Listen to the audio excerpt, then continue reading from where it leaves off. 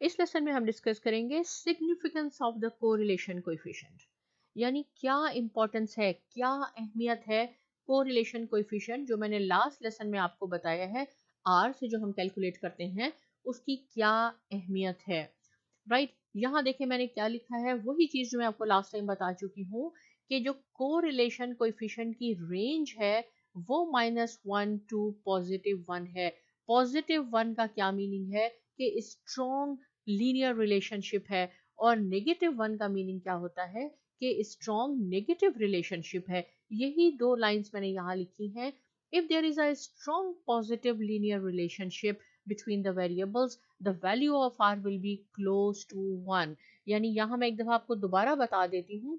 ये देखें, ये अगर सपोज मैं यहाँ कहूँ कि ये मेरा एडवर्टाइजिंग है, यहाँ मेरी सेल्स है। एडवर्टाइजिंग इंडिपेंडेंट है, आपकी मर्जी है, आप जितनी ज्यादा एडवर्टाइजिंग करेंगे उतनी ज्यादा सेल होगी।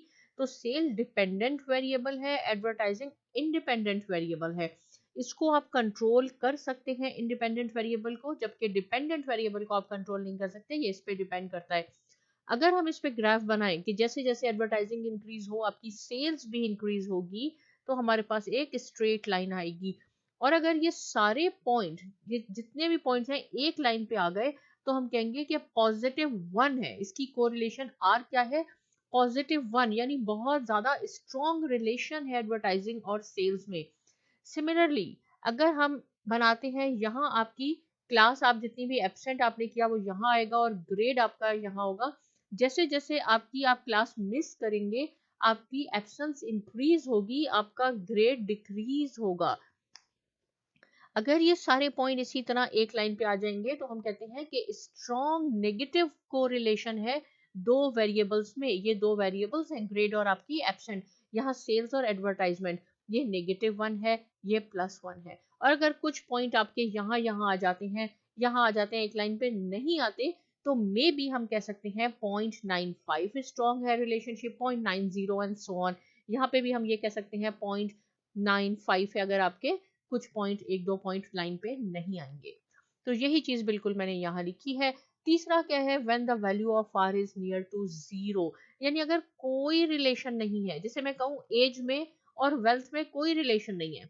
ये जरूरी नहीं है कि जितनी ज्यादा एज होगी उतनी ज्यादा वेल्थ आपके पास होगी, मे बी कि छोटी एज में भी ज्यादा पैसे आ जाते हैं लोगों के पास। तो इसमें कोई रिलेशन नहीं है। When the value of R is near to 0, linear relationship is weak और नॉन एग्जिस्टेंट। इट मीन्स कि इसमें कोई रिलेशन नहीं है। तो हम क्या मालूम कर रहे हैं कि सिग्निफिकेंस क्या है, राइट। यहाँ क्या मैंने बात लिखी है, यहाँ मैंने कहा as the value of R. अब आर आपको मालूम होना चाहिए क्या चीज है, ये लीनियर कोएफिशिएंट, कोरिलेशन कोएफिशिएंट है सैंपल का। Is computed from the data obtain from a sample, right. अगर हम सैंपल से डाटा लेंगे और हम कैलकुलेट करेंगे तो वो आर से रिप्रेजेंट होता है। लेकिन अगर हम पॉपुलेशन की कोरिलेशन कोएफिशिएंट मालूम करेंगे तो वो इस सिंबल से पी आप कह सकते हैं, इससे हम इसको रिप्रेजेंट करते हैं। यहाँ पे बात हो रही है आर की। मैंने लिखा है कि क्योंकि आपको मालूम है कि हम कोएफिशिएंट ऑफ कोरिलेशन जो कैलकुलेट करते हैं वो सैंपल से लेते हैं, तो दो पॉसिबिलिटीज हो सकती हैं कि आर आपका इक्वल टू 0 ना आए। R is not equal to 0, मैं ऐसे कह देती हूँ, R is not equal to 0। दो पॉसिबिलिटीज हो सकती हैं। एक पॉसिबिलिटी ये होती है कि मे बी आपने जो आर कैलकुलेट किया उसकी वैल्यू इतनी हाई आ गई कि वो 0 के इक्वल नहीं आई, राइट। तो आप कह सकते हैं कि दो वेरिएबल्स में है सिग्निफिकेंट रिलेशनशिप है। या दूसरी रीजन क्या हो सकती है कि क्योंकि ये सैंपल का डाटा है, तो मे बी जो भी आपकी वैल्यू आई है, हाई आई है, जो आई है आपकी 9.90 आई है, 8 आई है, वो इसलिए है बाय चांस हो सकती है क्योंकि सैंपल का हमने डाटा लिया है। तो क्या मैंने यहाँ पॉइंट आपको समझाने के लिए कोशिश किया है कि क्योंकि आपको मालूम है कि R is computed from the data obtain from sample, तो दो पॉसिबिलिटीज हो सकती हैं कि आर 0 के इक्वल नहीं आए। 0 का मतलब है कोई रिलेशन नहीं है, राइट। तो पहली पॉसिबिलिटी ये है कि मे बी आर हमने कैलकुलेट किया, उसकी वैल्यू इतनी हाई आ गई, तो हम कहेंगे कि इसमें सिग्निफिकेंट रिलेशनशिप है। और दूसरा है कि बाई चांस ऐसे हो गया। अब हम इसको प्रूव भी करेंगे टू मेक दिस डिसीजन कि बाई चांस हो गया या हमने इसको उसकी वैल्यू हाई आई, इसके लिए हम हाइपोथेसिस टेस्टिंग करते हैं, जो कि पी वैल्यू में भी, और काफी दफा पहले मैं आपको बता चुकी हूँ कि हाइपोथेसिस टेस्टिंग कैसे करते हैं, वही इसके भी यहाँ रूल होंगे।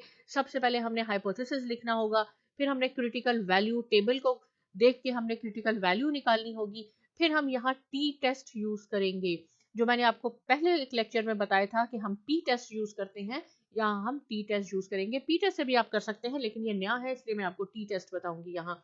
और फिर हम क्रिटिकल वैल्यू में और टी टेस्ट में कंपैरिजन करके अपना डिसीजन बनाएंगे और समराइज करेंगे। इस सब में आपको एग्जांपल से बताऊंगी, लेकिन ये 5 स्टेप्स हैं जो हमने हाइपोथेसिस टेस्टिंग में कंसीडर करने हैं। इससे पहले कि हाइपोथेसिस टेस्टिंग पे हम बात करते हैं, मैंने यहाँ क्या लिखा है थोड़ा सी और आपको एक्सप्लेन करती चलूं। द सैंपल कोरिलेशन कोएफिशिएंट, जो कि R होता है, can then be used as an estimator of population correlation coefficient if the following assumptions are valid. अगर ये 4 असम्पशंस आपकी वैलिड हैं, तो जो भी हम सैंपल कोरिलेशन मालूम करेंगे, हम वो कह सकते हैं कि यही हमारा एस्टिमेट है कि पॉपुलेशन की कोरिलेशन भी यही होगा। कब? जब ये 4 assumptions आपके सेटिस्फाई हो जाए। पहला क्या है? The data are quantitative. Quantitative means जिसको हम मेजर कर सकते हैं, and are obtain from the simple random sample. Random sample से हमने डाटा पिक किया है, राइट? कोई हमने फेवरिज्म नहीं किया, हमने रैंडम सैंपल किया। The scatter plot shows that the data are approximately linearly related. और जब हमने स्कैटर प्लॉट बनाया तो हमने देखा कि या तो हमारी लाइन ऐसे है या हमारी लाइन ऐसे है, लीनियरली रिलेटेड है। There are no outliers. Outliers का मीनिंग क्या है कि सारे डाटा पॉइंट्स तो यहाँ लाइन में आ रहे हैं, एक पॉइंट यहाँ आ गया, राइट? यहाँ सारे ऊपर जा रहे हैं, एक पॉइंट हमारा यहाँ आ गया, तो यहाँ पे कोई आउटलायर नहीं होना चाहिए। The variable and X and Y must come from normally distributed population. Population क्या है? इक्वली, ये नॉर्मली डिस्ट्रीब्यूटेड होती है, यानी दोनों तरफ आपका इक्वल अमाउंट में डाटा हो। तो एक्स और वाई जो है वो कहाँ से उसकी वैल्यूज आएंगी? नॉर्मली डिस्ट्रीब्यूटेड पॉपुलेशन से। अगर ये पॉइंट्स, ये हमारी assumptions वैलिड हैं, तो जो भी आर आएगा आपके पास, वही हम एस्टिमेट कर सकते हैं, वही पॉपुलेशन का कोरिलेशन कोएफिशिएंट है। अब हम बात करते हैं हाइपोथेसिस टेस्टिंग की, कि हम हाइपोथेसिस टेस्टिंग कैसे करते हैं, जो मैंने आपको 5 स्टेप्स बताए। In hypothesis testing one of the following is true, right? ये क्या है? ये एच नोट है, इसको थोड़ा नीचे करके लिख लेते हैं। ये मैं कह रही हूँ आपको क्योंकि अगर वो 4 वैलिड हैं कंडीशंस, तो हम एस्टिमेट कर सकते हैं। ये पॉपुलेशन के लिए लिखा है, पॉपुलेशन कोरिलेशन। आप कहते हैं सपोज के ये हमारा नल हाइपोथेसिस है कि कोई कोरिलेशन नहीं है बिटवीन एक्स एंड वाई। दो वेरिएबल है, ये एक्स है और वाई है, सपोज एजिस का हम ले लेते हैं। आप कहते हैं कि इसमें कोई कोरिलेशन नहीं है, ये नल हाइपोथेसिस हुआ। मैं इसको रिजेक्ट करती हूँ, मैं कहती हूँ नहीं, दो वेरिएबल्स में रिलेशन है, लीनियर रिलेशन है, ये हमने प्रूव करना है। और यही मैंने यहाँ लिखा है, this null hypothesis means that there is no correlation between x and y variable in the population। कोई correlation नहीं है। मैं इसको चैलेंज करती हूँ कि नहीं, this alternative hypothesis means that there is a significant correlation between the variables in the population। Right? ये आपने कहा, ये मैंने कहा, अब इसको हम प्रूव करेंगे। कैसे प्रूव करेंगे? यहाँ पहले इसके हम पॉइंट देख लेते हैं कि when the null hypothesis is rejected, suppose आपने कहा कि जीरो है, कोई रिलेशन नहीं है, तो जीरो है। अगर मैं इसको रिजेक्ट कर देती हूँ, इसका क्या मीनिंग होगा? इसको मैं कब रिजेक्ट करूंगी? That there is a significant difference between the value of R and zero. When the null hypothesis rejected, reject मैंने कर दिया, क्यों? मैंने देखा कि आर की वैल्यू आई है, कोई सिग्निफिकेंट वैल्यू आई है, तो मैं कहूंगी दोनों में सिग्निफिकेंट डिफरेंस है। लेकिन if the null hypothesis is not rejected, it means the value of r is not significantly different from zero, right? अगर मैं इसको रिजेक्ट करूंगी तो मैं इसका इट मींस कि इसमें है, सिग्निफिकेंट डिफरेंस है। यानी आप कह रहे हैं कि कोई रिलेशन नहीं है, मैं कह रही हूँ नहीं, रिलेशन है। लेकिन अगर ये जीरो आ जाता है तो इट मींस आर में और जीरो में कोई सिग्निफिकेंट रिलेशन नहीं है। अब हम इसको एग्जाम्पल पे अप्लाई करते हैं। ये वही एग्जाम्पल है जो मैंने आपको लास्ट लेसन में बताई थी। ये कंपनीज हैं, देखिए 6 हमारे पास ऑब्जर्वेशन हैं, ये कार्स हैं, ये इसका रेवेन्यू है। जैसे जैसे हमारी कार्स यहाँ पे इंक्रीज होंगी, हमारा रेवेन्यू भी इंक्रीज होगा। और जब हमने इसको कैलकुलेट करके देखा था, ये देखें, ये सारे पॉइंट्स अगर आप ज्वाइन करेंगे तो ये 2 पॉइंट्स तो इसमें नहीं आए, लेकिन ये 4 पॉइंट इसमें आ गए। इट मीन्स के इसमें स्ट्रॉन्ग कोरिलेशन है, ग्राफ हमारा ऊपर की तरफ जा रहा है, एक चीज यहाँ से एक वेरिएबल बढ़ रहा है तो दूसरा वेरिएबल भी बढ़ रहा है, लेकिन ये दो पॉइंट इसमें नहीं आ रहे। इट मीन्स के पॉजिटिव तो है कोरिलेशन, लेकिन जो मैंने कहा कि स्ट्रॉन्ग कब होगी, जब हमारे पास +1 होगा, तो ये +1 नहीं है, उससे थोड़ा सा कम है। अब कितना कम है वो भी मैंने आपको कैलकुलेट करना सिखाया है, यहाँ मैंने कैलकुलेट करके लिख भी दिया है कि R जो है इसकी कोरिलेशन है 0.982। ये कैसे आई वो मैं आपको बताती हूँ, लेकिन जब हम हाइपोथेसिस टेस्टिंग करते हैं तो हमें एक और चीज चाहिए होती है, alpha. Alpha is equal to 5%। मैंने यहाँ कह दिया है कि आपके पास कितने परसेंट चांसेस हैं। तो R की वैल्यू देखिए, पहले R की वैल्यू मैं आपको बताती हूँ कि हमने कैसे कैलकुलेट की थी। ये देखें, कंप्यूट द कोरिलेशन कोएफिशिएंट।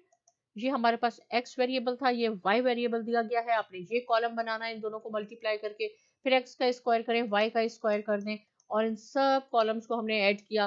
फिर ये हमारे पास फॉर्मूला था, इसमें हमने पुट की वैल्यूज, तो हमारे पास r की वैल्यू आ गई थी 0.982। स्ट्रॉन्ग पॉजिटिव रिलेशनशिप है इसमें, राइट। ओके, अब क्या हुआ, अब हाइपोथेसिस तो मैंने लिखा, आपने ये कहा था अब हम इसको हाइपोथेसिस पे टेस्ट करते हैं। आपने कहा था कि इक्वल टू 0 है, यानी कोई रिलेशन नहीं है। मैंने कहा था नहीं, ऐसा नहीं है, इसमें रिलेशन है। जब नॉट इक्वल टू होगा तो इट मीन्स कि ये टू टेल टेस्ट हो सकता है, या तो ये +1, क्योंकि रेंज इसकी ऐसी है -1 टू +1, या तो इस तरफ हो सकता है या इस तरफ हो सकता है, राइट। इसलिए जब भी आप देखेंगे नॉट इक्वल टू तो ये टू टेल टेस्ट होता है। सेकंड पॉइंट क्या था, find the critical value. Critical value using table, ये मैंने लिखा है DOF का क्या मीनिंग है, डिग्री ऑफ फ्रीडम।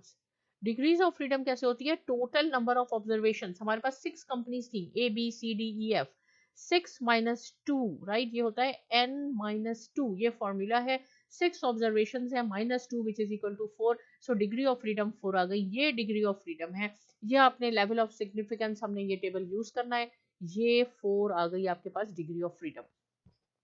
अब कॉलम पे आपने देखना है, मैंने आपको बताया कि इसको चेक करने के लिए अल्फा दिया होना चाहिए, तो अल्फा हमारे पास है 0.05%।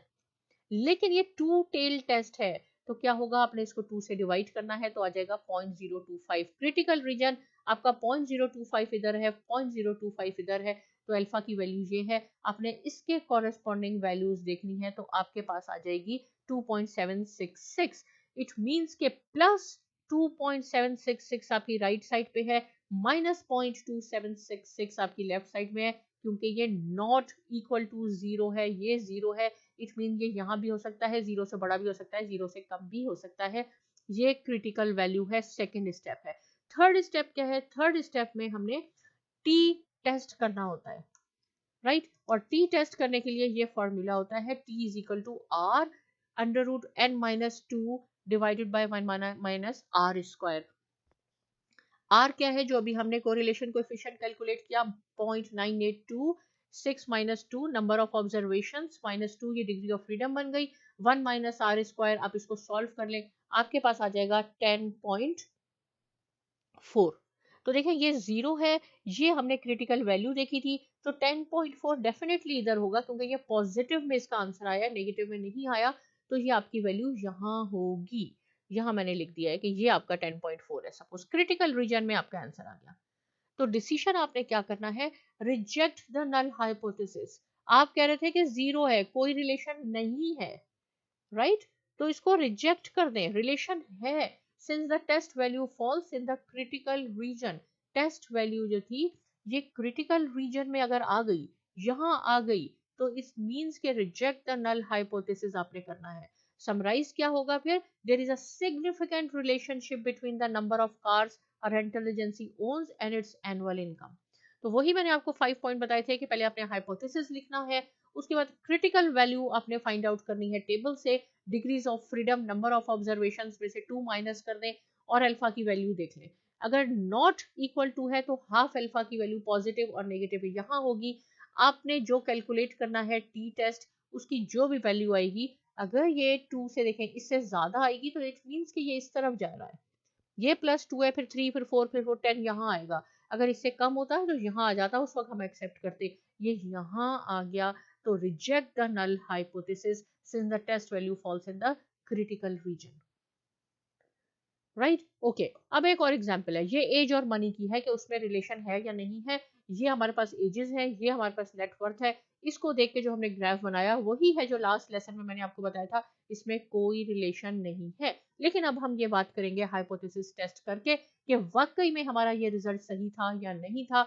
सेकेंड मेथड है testing the significance of R by using PPMC, राइट। ये जो पियर्सन कोएफिशिएंट कांस्टेंट है, ये हमारे पास टेबल है, इससे हम देखेंगे। सपोज के n नंबर ऑफ ऑब्जर्वेशन हमारे पास 10 है। अल्फा इस केस में हमारे सपोज 1% दिया गया है, और r जो हमने कैलकुलेट किया, यहाँ मैंने इस लेसन में आपको कैलकुलेट करके नहीं दिखाया, आप कर सकते हैं क्योंकि इसमें कोई रिलेशन नहीं है। कैसे होगा, ये x है, ये y है। एक और आपने कॉलम बनाना है जिसको आपने एक्स वाई कहना है, फिर आपने इसका x का स्क्वायर करना है, फिर आपने इस y का स्क्वायर करना है, और इन सब कॉलम्स के टोटल करके जो मैंने आपको सबमिशन वाला फॉर्मूला दिखाया था उसमें आप इसकी वैल्यूज पुट कर लें। जब आप इसकी वैल्यूज पुट करेंगे तो r आपके पास आ जाएगा 0.307। ये आपका होमवर्क है, ये आपका काम है, ये आपने करना है, इस तरह आप ज्यादा सीखेंगे, राइट। ये सपोज मेरे पास रिक्वायरमेंट मौजूद है। अब हमने ये टेस्ट करना है, स्टेट द हाइपोथेसिस। फिर आप कह रहे हैं कि जो आपकी कोरिलेशन है, कोएफिशिएंट है, वो is equal to 0। It means आप कह रहे हैं कोई रिलेशन नहीं है। मैंने यहाँ फिर आपको चैलेंज किया कि नहीं, रिलेशन है। अब हम इसकी बात करते हैं चेक करके टेबल से। Find degrees of freedom n-2। n क्या है आपके पास, 10 ऑब्जर्वेशन है, -2 विच इज इक्वल टू 8 हो जाएंगे आपके पास। तो डिग्रीज ऑफ फ्रीडम आपने 8 चेक करनी है। यहाँ से आपने 0.01, यहाँ पे हम क्यों नहीं डिवाइड कर रहे हैं, क्योंकि ये टेबल में इसी तरह की वैल्यूज दी गई हैं। Level of significance for two tail test दी गई है। लास्ट टाइम पे 0.05 था, मैंने आपको 2 से डिवाइड कहा था कि दोनों तरफ आ जाएगा, राइट। ऐसे हो जाएगा। ये जो हमारा बन गया, सॉरी ये से टच नहीं होना चाहिए, ऐसे बना देते हैं, ऐसे, राइट ओके। तो मैंने इसको बनाने के बजाय एक आपको ये बना दिया, स्केल बना दिया, यहाँ बताया है। ये हमारे पास 0 है, यहाँ पे लिखा है, और हमारे पास r की क्या वैल्यू आई है जो हमने कैलकुलेट किया है। पॉइंट क्वेश्चन में दिया भी हो सकता है, ना कैलकुलेट करें आप, क्वेश्चन में दिया होगा r इज इक्वल टू 0.307। तो 0.307 देखिए यहाँ आएगा, क्योंकि प्लस में है, डेफिनेटली ये 0 से राइट हैंड पे होगा, लेफ्ट पे नहीं होगा। लेकिन जब हमने टेबल देखा तो ये हो गया 0.65। 0.765 आपने पॉजिटिव साइड पे लिखा और यहाँ नेगेटिव पे लिखा। क्यों ऐसा करते हैं, क्योंकि मैं ये चैलेंज कर रही हूँ कि नॉट इक्वल टू, जब नॉट इक्वल टू होगा, काफी दफा हम डिस्कस कर चुके हैं, तो इट मींस कि टेल दोनों साइड पे है। तो आपने यहाँ पॉजिटिव में लिखना है, यहाँ नेगेटिव में लिखना है। ये सेकंड हो गया। थर्ड, हमने क्रिटिकल वैल्यू भी निकाल ली।